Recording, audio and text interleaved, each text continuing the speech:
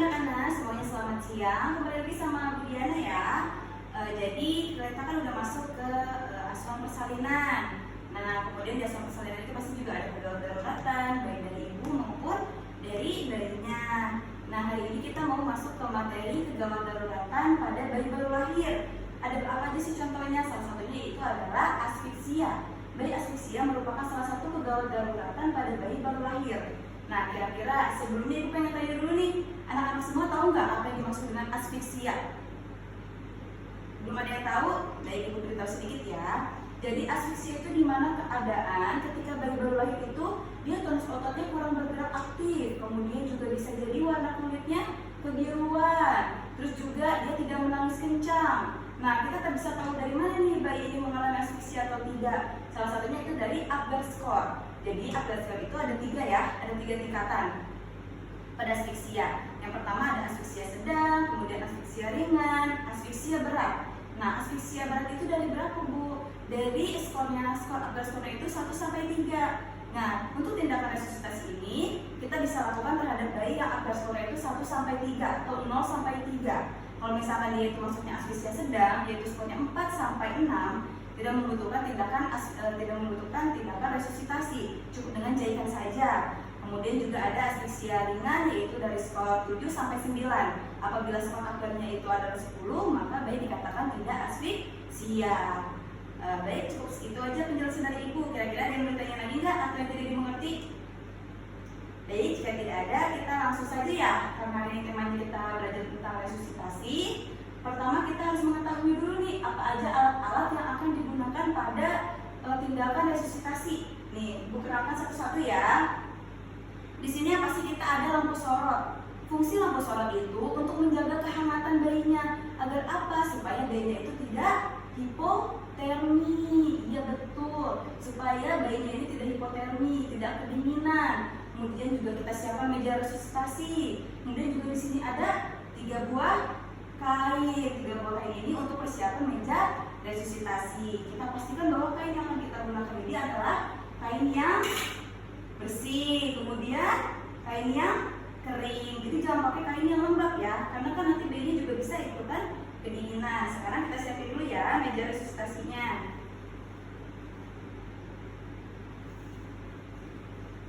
Kita siapkan dulu meja resusitasinya.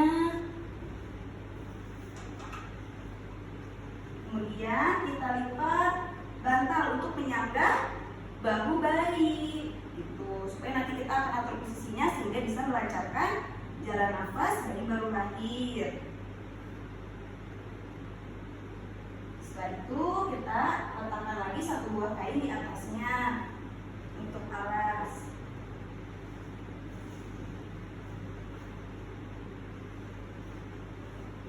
Baik, kita sudah menyiapkan 3 buah kain. Selanjutnya di sini juga ada alat lainnya seperti ada oksigen. Nah, oksigen ini nanti akan disambungkan ke sumpu untuk melancarkan jalan pernafasan. Kemudian juga di sini ada jam tangan untuk menghitung. Karena tindakan resusitasi ini nggak boleh lama-lama ya, jadi harus cepat. Terus juga di sini kita ada korentang, terus juga ada bak instrumen berisi sepasang handscoot. Kemudian juga ada kom berisi dili. Anak-anak dili. Ini namanya dili ya. Jadi dili ini berfungsi untuk menghisap lendir baik di mulut ataupun di hidung bayi. Kemudian juga ada alat APD lengkap seperti kacamata Google. Kemudian juga ada apron. Kemudian juga ada short, ada sepatu boot, juga ada handuk kecil. Juga kita sediakan stetoskop. Ini stetoskop untuk bayi ya anak-anak. Jadi beda antara orang dewasa dan anak-anak itu stetoskopnya beda ya. Di sini kita sudah menyiapkan stetoskop untuk anak-anak. Juga ada diabetes, kemudian ada juga tempat pakaian kotor, juga ada tempat sampah. Kemudian langkah selanjutnya karena tindakan asfiksia ini merupakan tindakan lanjutan setelah asuhan persalinan normal, jadi kita bisa langsung pakai aja APD-nya di awal. Karena kan ini tindakan lanjutan ya, jadi bisa dilihat masing-masing dapat pilihnya di situ. Kenapa tidak ada menerapkan harus pakai handscoot dulu, harus cuci tangan dulu atau apa dulu? Karena ini merupakan tindakan lanjutan. Seperti itu. Jadi pakai dulu ya semuanya alat-alatnya. Kita pakai dulu sepatu bootnya.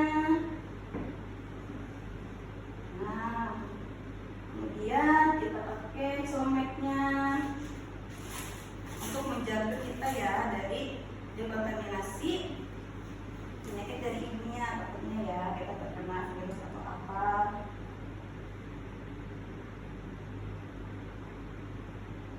Terus kita siapkan juga satu buah handuk kecil untuk lap tangan. Kita pakai short. Pakai kacamata Google. Ini ibu, maaf ya ditaruhnya di atas kepala ini supaya kalian bisa melihat muka ibu. Kemudian juga jangan lupa kita siapkan dulu nih supuk dan juga oksigennya. Pastikan kalau selangnya ini benar-benar menempel atau terpasang kuat. Jadi jangan sampai nanti pas lagi tindakan resusitasi malah copot ininya selangnya ya. Jadi kita siapin nih. Kemudian juga kita deketin dulu Milbeken ke area sini, dekat dahi. Kita deketin. Setelah itu kita dekatkan juga dirinya. Cuma juga di sini udah ada stetoskop ya, juga ada jam tangan. Nah, selanjutnya yaitu kita akan mulai dari bayi lahir terlebih dahulu. Kita pakai handscool supaya kita terjaga dari infeksi atau kuman.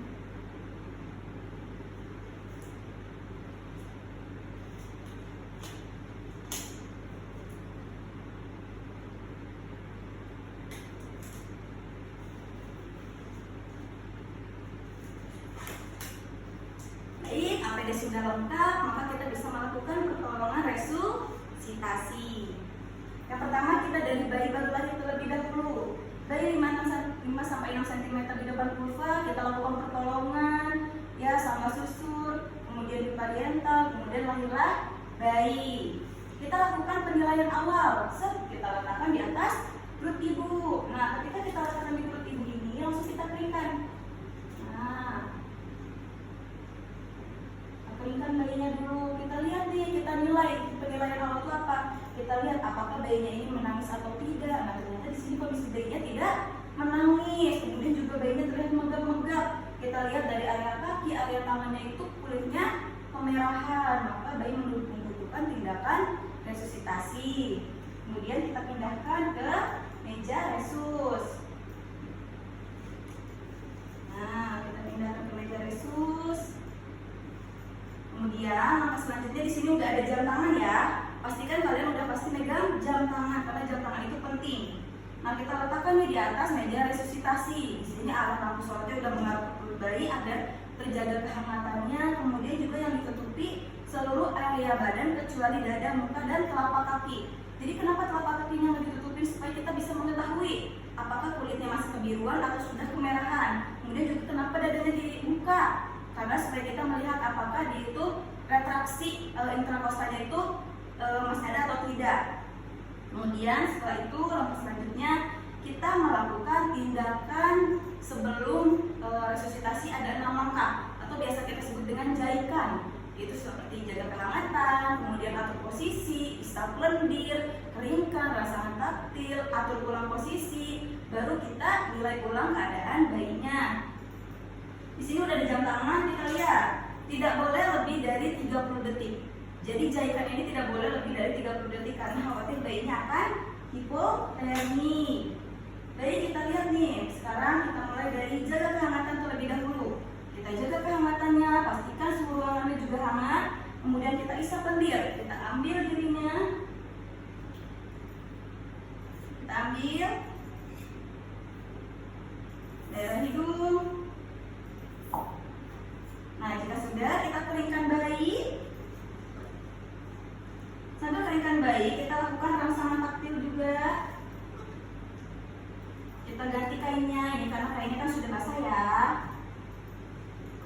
Kita ganti kainnya. Dengan kainnya sudah disiapkan di meja resusitasi. Baik, jika sudah, langkah selanjutnya adalah kita atur ulang posisinya, yaitu menengadah untuk melancarkan jalan nafas. Jika sudah, kita lihat lagi, kita nilai ulang apakah bayi menangis atau tidak. Ternyata di sini bayinya masih belum menangis juga nih teman-teman. Jadi kita harus melakukan tindakan resusitasi karena bayinya masih belum menangis dan masih megap-megap. Nah, apa sih langkah awal yang harus kita lakukan? Pertama, kita harus meminta persetujuan dulu kepada ibu. Kenapa? Karena kita tidak boleh melakukan tindakan begitu saja tanpa persetujuan dari pasien atau ibu pasien atau keluarga pasien. Kita beritahukan, ibu di sini dede bayinya belum menangis bu, terus juga tonus ototnya masih kurang bagus atau gerakannya kurang aktif, terus juga dede bayinya kulitnya masih kebiruan. Saya akan melakukan tindakan resusitasi atau membantu melancarkan jalan nafasnya. Apakah ibu bersedia? Nah, kalau ternyata ibunya sudah bersedia, maka kita bisa melakukan tindakan resusitasi. Sebelumnya kita lihat dulu nih, kita siapkan sumpunya.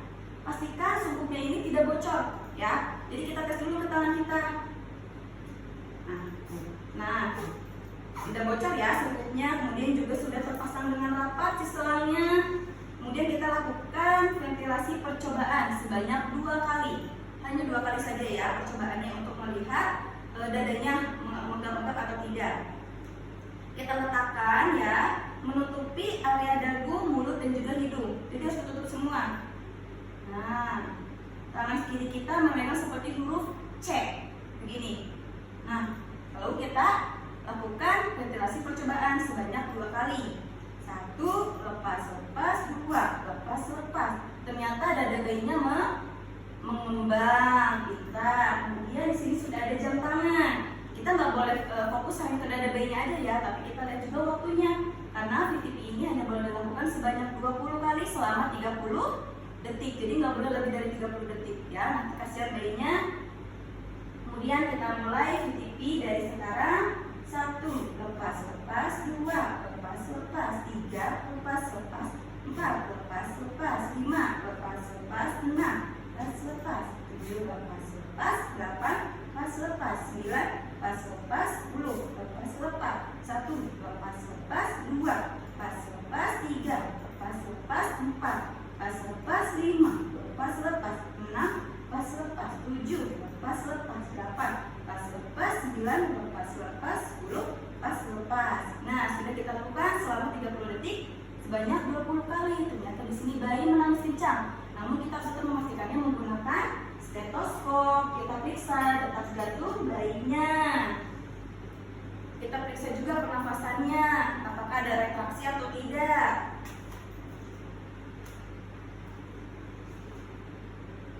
Nah, kita lihat ya dari jam tangan selama 1 menit. Pernafasannya sudah bagus, detak jantungnya juga sudah bagus.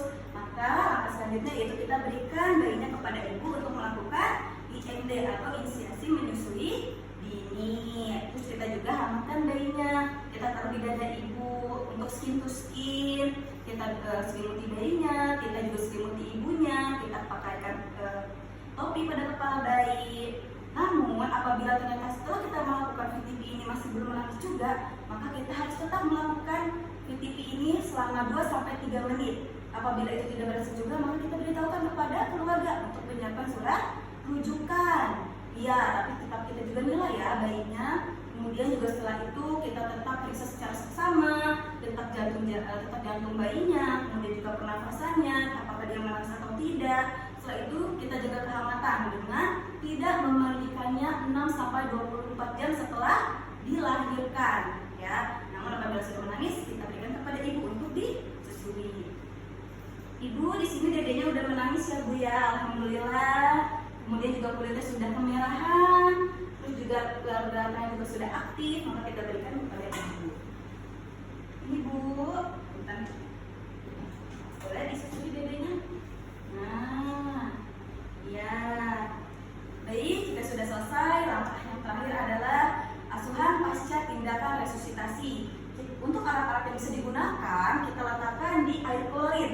Yang tidak bisa digunakan, kita buang ke sampah infeksius, atau misalkan ada benda tajam, kita buang ke safety box ya teman-teman. Selain itu juga kita harus melakukan pencatatan. Apa aja sih pencatatannya? Yang pertama, kita mencatat kapan bayi lahir, yaitu jam berapa, tanggal berapa kita catat. Kemudian keadaannya bagaimana, keadaan seperti apa? Ya tadi agar skornya kita nilai. Tonus ototnya, kemudian detak jantungnya, pernafasannya, warna kulitnya, pergerakannya kita harus tahu. Kemudian kalau dia membutuhkan tindakan resusitasi, kita tulis nih waktunya kapan kita melakukan tindakan resusitasi. lakukan saat tindakan resusitasi. Kemudian juga kita catat kapan berhentinya tindakan resusitasi. Kemudian kita lakukan pendokumentasian dan kita berikan asuhan pasca perawatan resusitasi kepada ibu dan juga keluarga. Nah, jadi cukup sekian aja dari kita dan ibu ya. Semoga ilmunya bermanfaat dan kalian semua bisa mengerti. Terima kasih teman-teman.